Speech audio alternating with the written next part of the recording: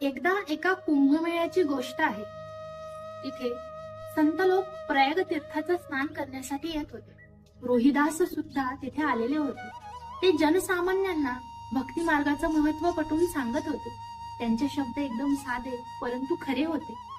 परंतु तेथील काही पंडित मंडळींना त्यांचं हे वाढतं महत्व कधी सहन झालं नाही आणि या अगोदरही त्यांनी रोहिदासांची अनेकदा निंदा केली.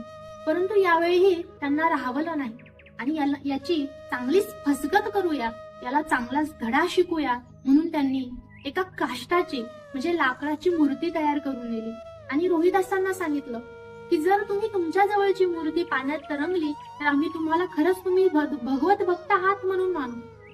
रोहिदासांना माहिती होतं की यांच्या हातातली जी मूर्ती आहे ती काष्टाची आहे आणि माझ्या जवळची जी भगवंताची मूर्ती आहे ती दगडापासून बनलेली आहे. तेव्हा रोहिदास म्हणाले, ठीक आहे, आधी तुम्ही तुमची मूर्ती पाण्यामध्ये टाका.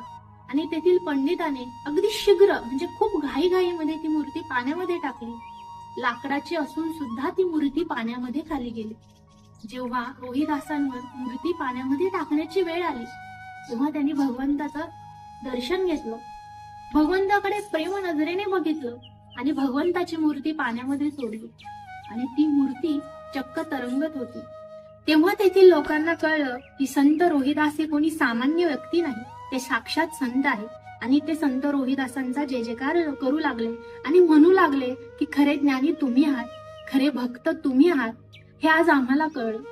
खरं तर भक्ती असो किंवा ज्ञान असो त्यासाठी लीनता असावी लागते, त्यासाठी दीनपणे वागावं लागतं.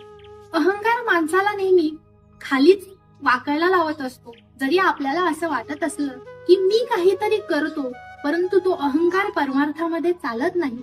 त्यासाठी माणसाला एकदम साधेपण आणि सरळपण असावं लागतं.